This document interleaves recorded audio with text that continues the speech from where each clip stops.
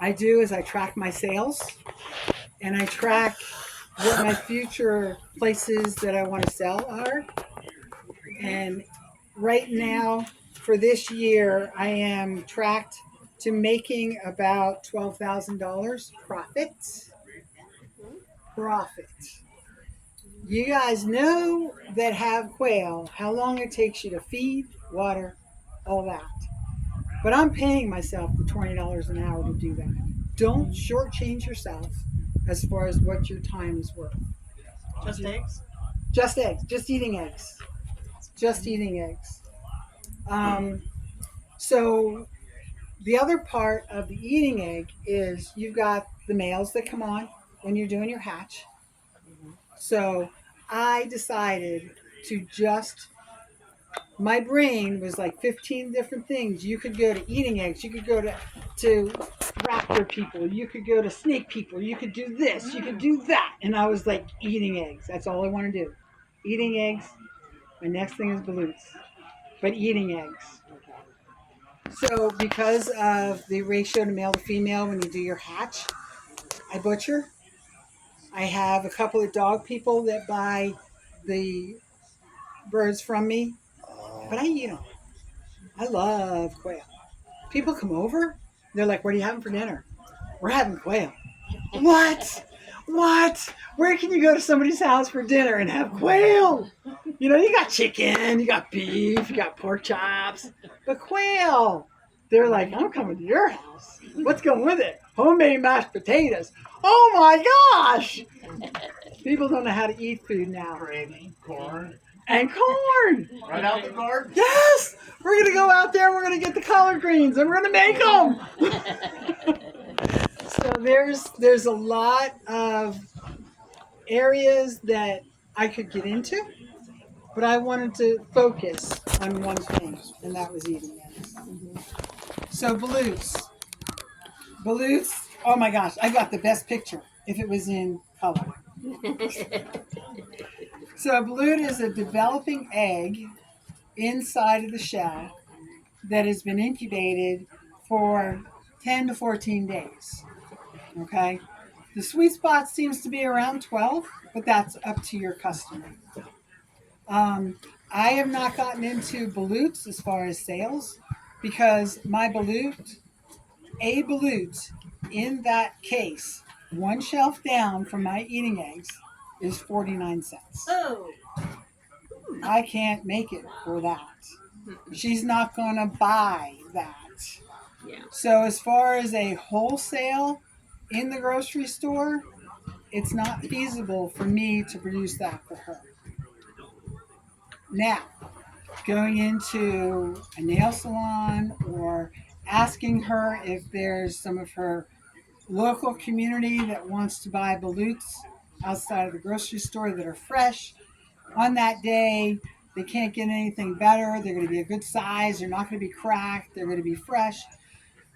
That's the market that you want to get into. But as far as the wholesale part of it, unless those of you that are sitting here have done it, I can't see a way of doing it. I just can't. I made one balut egg. One. I have a GBQ big incubator because in my brain I said if I buy 3 incubators, it's going to be one of the GBQs, so I might as well just get the big one. So I bought that, and I made, when I was hatching my chicks on day 15, I pulled one out because I was going to candle them and put them down anyway. And I pulled one out, and I was like, oh. And I was devastated that I killed this chick that tried so hard to survive. So I am not eating balloons. I will if I can find a market. I have no problem with getting that to market. But I can't see how I can do it on a wholesale part, you know. So the numbers just don't jive. What about the ones that don't hatch on day 18? Would that be considered balut? That they just stop developing at a certain age? You gotta really be careful. Once you get past that 15 day, you're gonna get bacteria in it. The other chicks are going to be hatching. I don't think I'd eat it. The quality is going to go down. Linda, have you?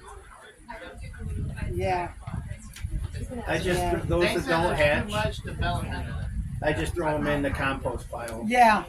Or you can feed it to your dog. Yeah. Well, at a, Yeah, you can feed it to the dog. at a certain time, like you're saying, in that 12 days, like you're saying, you can candle them, and if they don't develop like the other eggs, that could be considered balloon at that time, right?